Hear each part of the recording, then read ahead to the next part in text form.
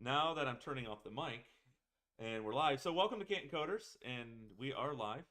If you're watching on many of our live platforms, awesome, welcome. If you're watching this on YouTube, sometime in the future, if it's 100 years from now, hey great grandkids, your great grandpa was a nerd, but and I'm getting feedback. But tonight we got my friend Bryan, and Bryan is pretty well known in the DevOps community. We're lucky that we got him to start here at Canton Coders back when we are just a really tiny startup, and I'm saying that sarcastically. But tonight he's going to talk about platform as a product as we look to grow more of our director leadership influence in the market, so we can help people. By the way, we're a nonprofit. We have no money. We don't need any money, and we're about you, not your employer. So if you're on the call tonight, don't break your NDA. Don't even tell us where you work, because that doesn't matter. What matters is your happiness. Am I missing anything, Bryan? You've sat through enough of these intros. Dude, I don't know. They always change. That's because like sometimes just make it up. I mean, our Yeah. producer's pretty bad. But this is the part where I go, "Hey Bryan, what's on your mind tonight about platform as a product?" Um, well, we should talk about that. So first, let me get all this share screen. Oh yeah, I can't share my screen. What? Scott, make him an admin. I will do so. I thought it did that.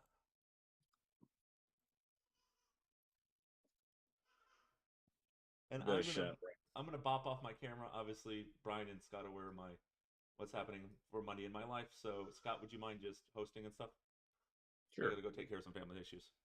Well, Everything's good. and someone make me a co-host so I can share. I thought it did. Nope. Host disabled participant screen sharing. I'm not even a host anymore. What? Scott, you have to do it. Okay, here we go. Oh, this is Go, awkward, Bryan. I am the host. Mine is not the host. All right. Should have done co-host, but hey. Okay. Can you see my screen? Yes. Yep, there we go. That's amazing. All right. So, hi everybody, welcome. Yeah, I'm Bryan Finster. I've been a software engineer for 26, 27 something years. Most of the time doing supply chain. So, I home for me is looking at a warehouse.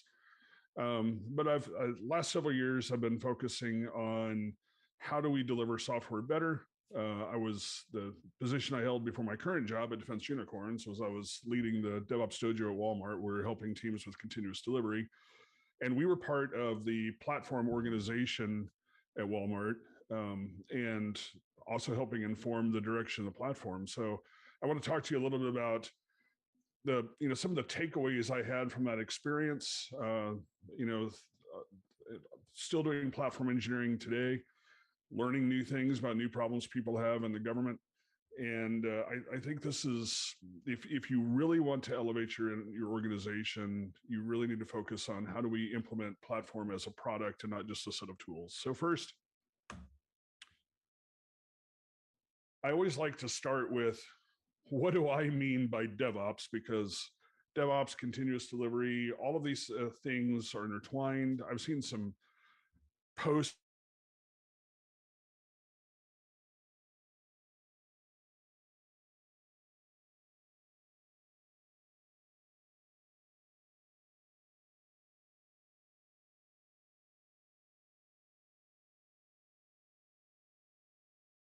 that really spoke to me, because this is what we actually have to do if we're going to deliver value daily.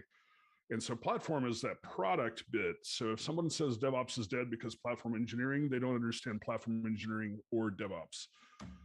So what is our goal? Our goal is the continuous delivery of value to our end users. I mean, that's what we're all trying to do. And the goal of the platform is to be a product to enable that to get done. I feel very passionately that if you're a platform engineer, that's the best possible job any developer could have, because you're so close to your customer, other developers.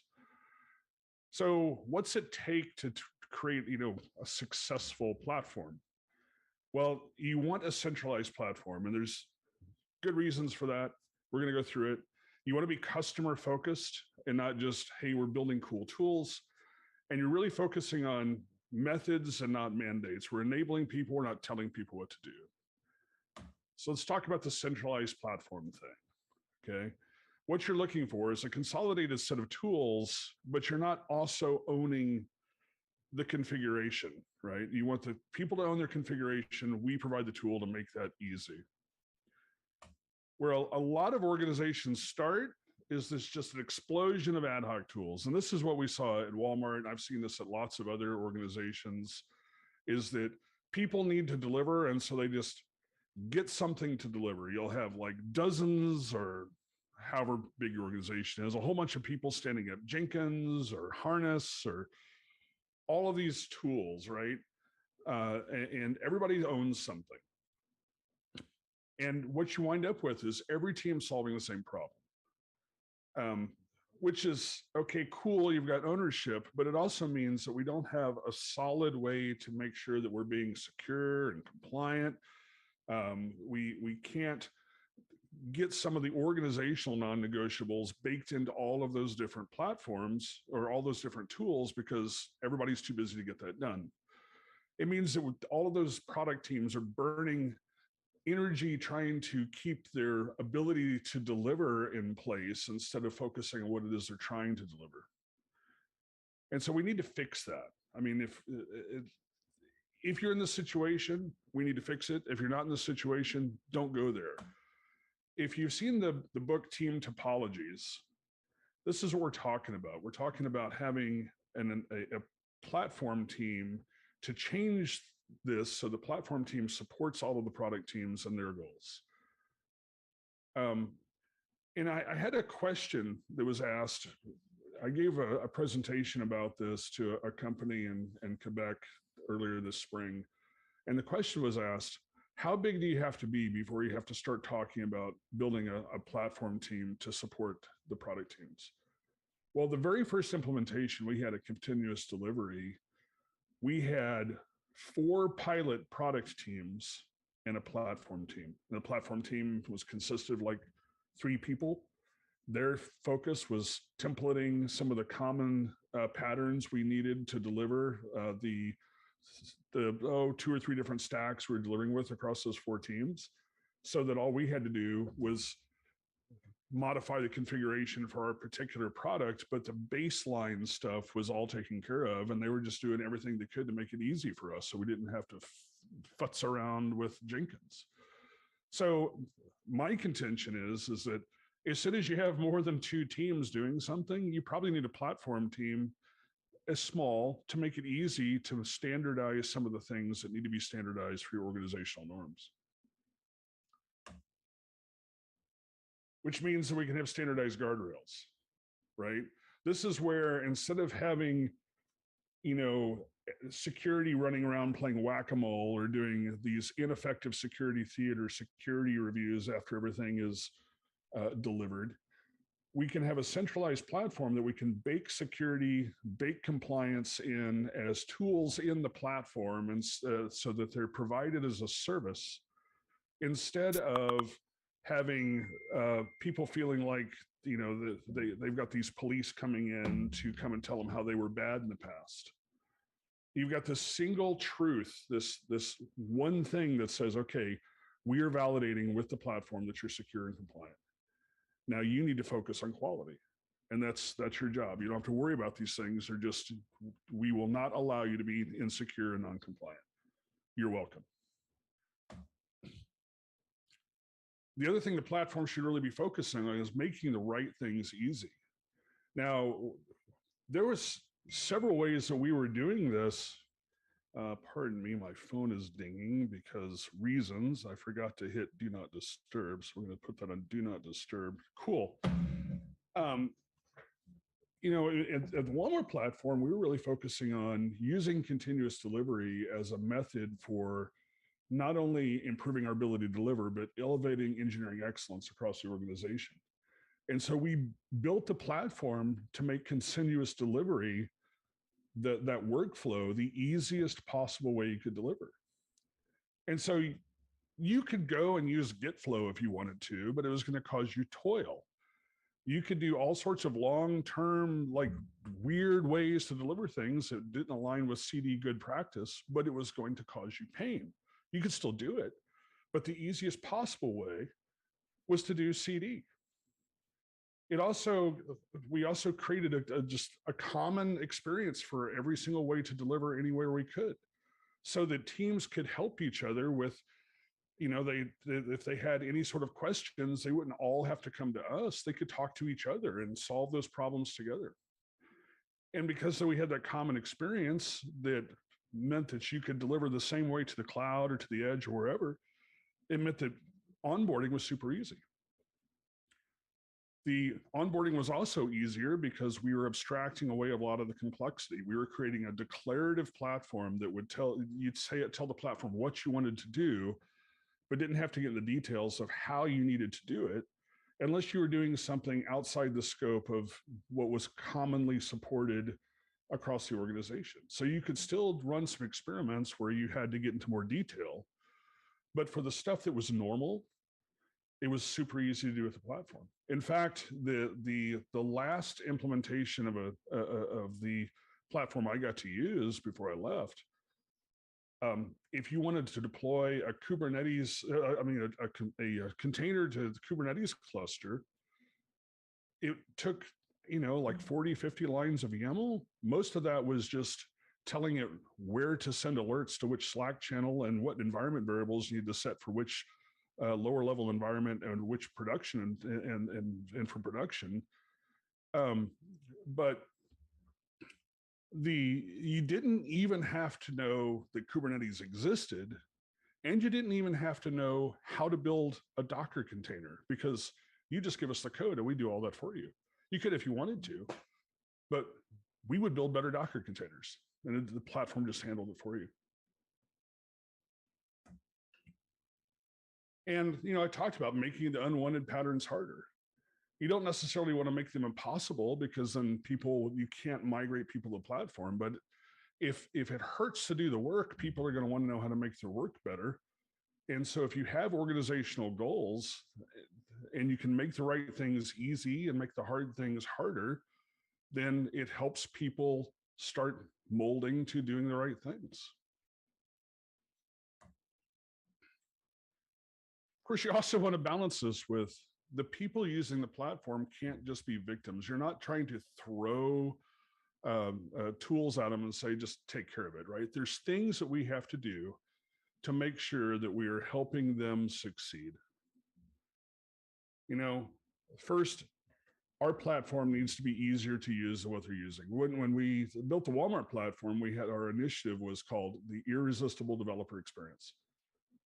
We knew that eventually everybody would have to be using our platform, but we also knew that was years in the future. We wanted people on the platform. We needed to expand the number of use cases we could cover. And so our focus was, how can we make this easier and better than what you're using today, so that you'll want to come join the platform and want to move off your old thing. The other thing is that, really focusing on the product ownership thing, right? Doing outreach, going and talking to the people using your platform and finding out what struggles they have that we're not meeting. We would do lunch and learns. We would do sponsored DevOps days. We do everything we could to bring the community together, share good lessons, and get people more familiar with the platform. We supported a lot of the communities of practice materially, with things like swag. Say, hey, you've got a community. We want to help support that community. We're going to take some of our budget and materially support your community so that you can help grow that community and grow the knowledge share and, help advertise our platform. It needs to be extensible. Anti-pattern I see a lot is where a company will spend up because, let's just first, DevOps should not be a job or a role. It's just how we work. A lot of companies are creating DevOps teams, and one of the many different ways they define DevOps team is the people who control pipeline configuration, and that's a massive anti-pattern. We can't control how the pipelines are configured. To make the right things easy, we really want to focus on, there's a core flow that is common for everybody. You're going to get security scans. You're going to make sure that you're compliant. There's things that are common for everything that we can't allow you to skip just because it's bad for the enterprise. But we can't predict every single delivery problem you have. We shouldn't be defining what your quality gates are. That's up to you. You own your quality. We should make it possible for development teams to configure the quality gates the way they need to in the context of their application. We're trying to keep teams safe, put safety nets around delivery, but not act as police to force people to do what we want them to do. And so there's that balance there, balancing the enterprise goals with also supporting our customers, which are the product teams. You need good documentation. This is something we took a lot of pride in. And it's something that a lot of people don't do well. I mean, they either skip documentation or they'll just write some documentation and say, yeah, it's in the docs. We would use our documentation to answer questions. Somebody would ask us a question, and if we didn't have it in the documentation, we'd answer the question and then put it on the backlog and then document it. If we did have it in the documentation, we would take them to where it was in the documentation and say, hey, it's right here in the documentation. If the question you asked, starting off with, the question you're asking is covered in our training. Have you taken our online training? Please take the training. We did our part by creating it. Please do your part by taking it. And then it would be, okay, well, it's right here in the documentation. If this doesn't answer your question, please let us know and we will help you, and then we'll improve our documentation. So we would continuously test our documentation by using it to answer questions. Also, self-service tools. That's if a you cool pattern. Yes, I mean, how else can you test documentation other than using it? It's, and also it's make like sure the we have, evaluation on when I go to dereference it, is it there? Nice. yeah. We started doing that in the dojo too. I mean, when we would work with teams, we found that there was these common patterns where teams were struggling with continuous delivery. And so we started documenting good, things that we knew worked to help solve these problems. They weren't like vague suggestions. They were like, hey, try this, this, this, this, and this. And if that doesn't work, come talk to us.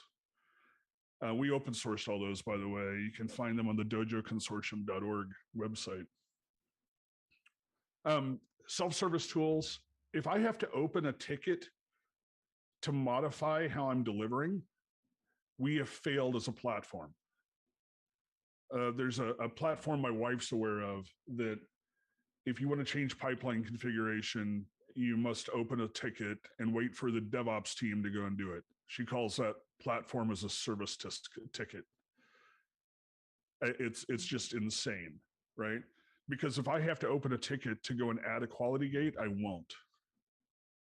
But if I can just go add a quality gate, we'll find some issue in production that I can add a quality gate to prevent that issue going forward. And I'll just do that. I'll just harden my pipeline. And as a product team, my job is to make sure my pipeline is hardened so that I can not break production as much as possible. As a platform team, my job is to make that easy for those product teams. And you really need a disciplined support process. You need to treat this as a product where you treat your customers with respect. If somebody has a question, don't just say, go open a ticket and we'll get to you. Try to answer the question. We had a process where if we could answer the question, we'd point you to the documentation. If that didn't answer it, we'd try to take care of it immediately through Slack. If it took more than 15, 20 minutes of that conversation, we'd say, okay, we're opening a ticket to track this. Based on the severity or the duration we projected that would be, we would be like, okay, we're going to track this in a ticket. We're going to take care of it right now. Or, hey, we need to get back to you because we have other things going on and your issue is not that severe, but we will immediately get back to you. And having that discipline process meant that we could have a global tier 1 support team supporting 18,000 developers with a team of 8. If it got beyond what tier 1 could take care of, then we're talking about an issue with one of the tools, and the product team for that tool would then be brought in for L2 support. And this is important because if you have to linearly scale the platform to scale the number of people using the platform, you're going to crush the platform under process overhead, and you'll spend yourself out of existence. This is something that was talked about at PlatformCon this past summer, where platforms, they either work in ways that are too inefficient, or they decide that we're just going to build tools to take care of everything instead of what's actually needed. And then just the amount of spend on platform crushes them under their own weight. So you have to be lean, because your best outcome for a platform organization is that you're cost neutral. You're not going to make money because you're an enterprise service, right? And so you need to find ways to run as lean as possible. At Walmart Platform, we had a total of 80 people when I left, supporting multiple products. And this was delivery platform. This wasn't like all of infrastructure. This was just focused on the continuous delivery platform. But it was multiple products in that platform. And with support, documentation and training team, the dojo, everything. It was 80 people supporting nearly 19,000 developers globally, 24/7.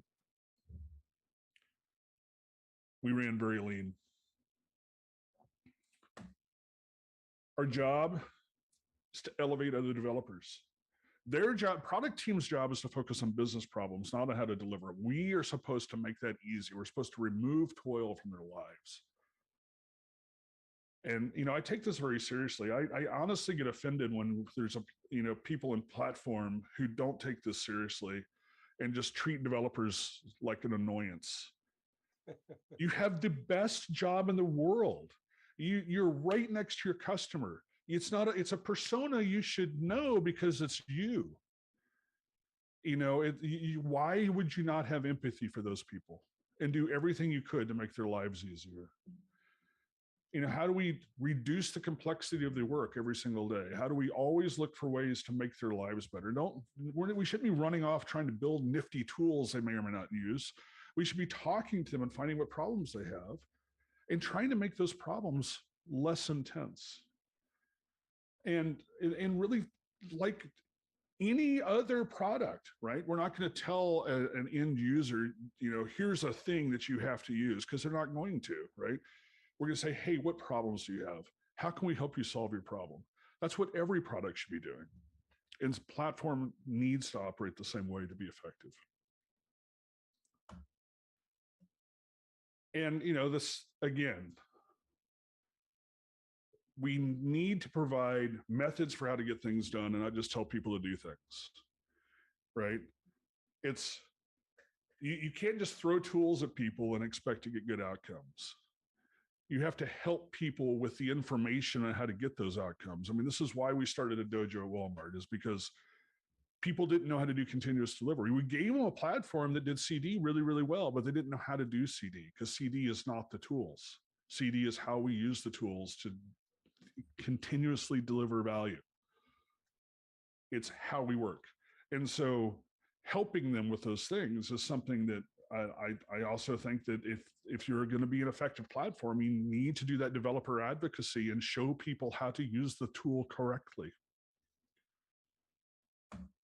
Because new tools need new habits, right? Before, we had a change advisory board. Those shouldn't exist. What we should have is pipelines that are certified to verify that every single commit is compliant. No cab can do this. Only a pipeline can do this. And if you have a policy or a requirement that can't be codified in the pipeline, it's complete fantasy. It doesn't exist. I wish you luck. Before we deliver completed products, now how do we deliver small, low-risk changes? This takes a completely different mindset. And if we're trying to deliver a platform to enable this, we should deliver the knowledge on how to get this done. We should do the work of documenting, hey, here's good ways to do these things. Before, audit security and compliance and hope that you're not, the next, oh crap, which credit bureau was it that's super famous? Hope you're not them. Now we have a platform, right? The platform should be checking these things every single commit. It should be very difficult to push code that's non-secure and non-compliant. Or, and this is something we talked about at DevOps Enterprise Summit today. There are times when it's more important to fix production than it is to fix the security issue that popped up in between your last commit and this commit that you need to do to fix production. But the platform should allow for that in a way where it's a temporary, yes, we're bypassing this thing, but you're not going to be able to go again until you fix it. Before, change freeze, which is unfortunately a thing that I've lived with for most of my career in retail. You have a problem that happens, well, you're gonna have change freeze and we're gonna put you under heightened scrutiny. Well, today what we need is blameless postmortems. Take the outcome from that to find out what do we need to harden in the pipelines?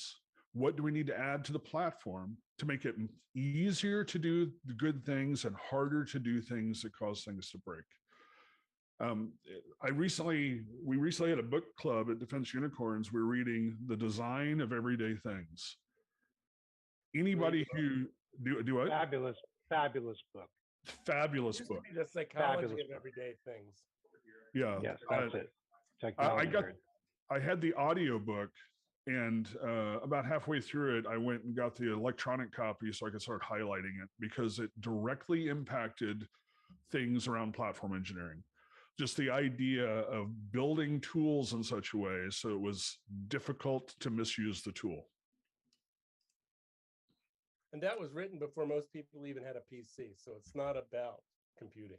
No, it's absolutely nothing about computers, but it's about designing effective products. And really thinking about that human-centered design. Human-centered design is core to this.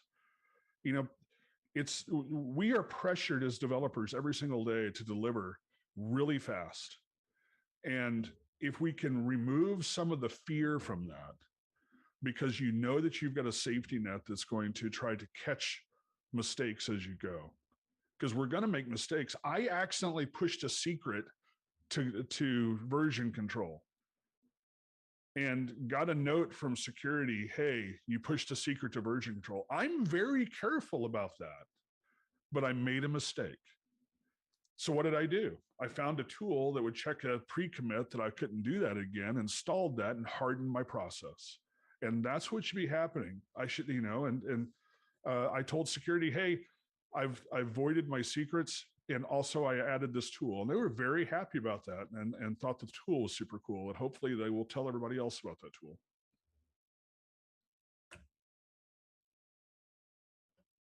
Platform guides. That goes to this developer advocacy thing, right? Again, just throwing tools at you doesn't get you there. But having people who understand how to do what we're trying to do with the platform, who will be there and not just talk at you or talk theory, but have the ability to get down with you in the weeds and work with you to show you how to get it done well.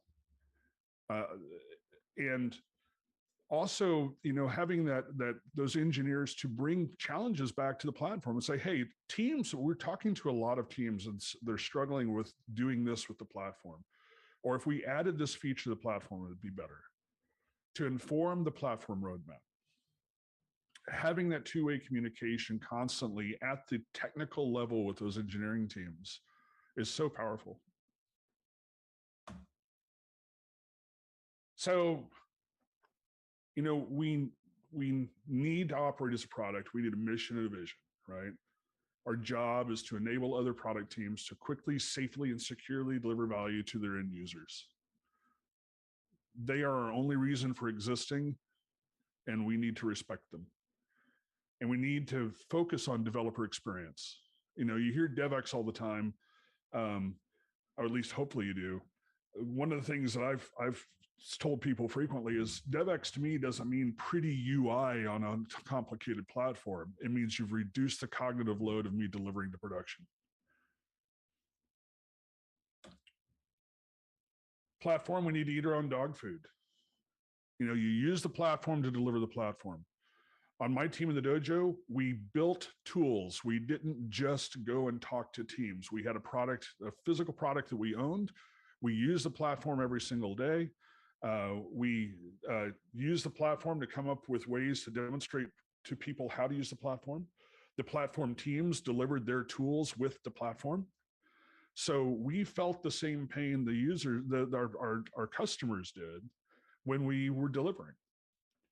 And if you're not doing that, then you're just building stuff and you're not really getting immediate feedback. You may get vocal feedback from people, but it'll just be complaints on stuff that's just so egregiously bad that they're going to yell at you.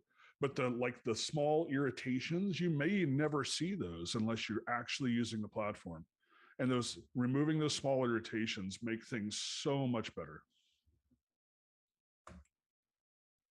We need to be a trusted product, not just a tools team.